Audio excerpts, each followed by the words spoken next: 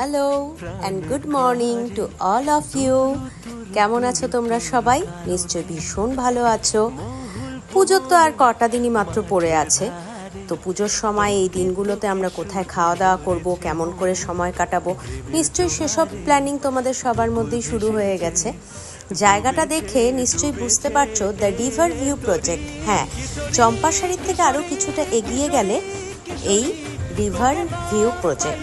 এখানে গেলে তোমাদের নিশ্চয়ই ভীষণ ভালো লাগবে। সত্যি বলছি, আমার ভীষণ ভালো লেগেছে এদের অ্যাম্বিয়েন্স, মানে মুখে বলে বোঝাতে পারবো না।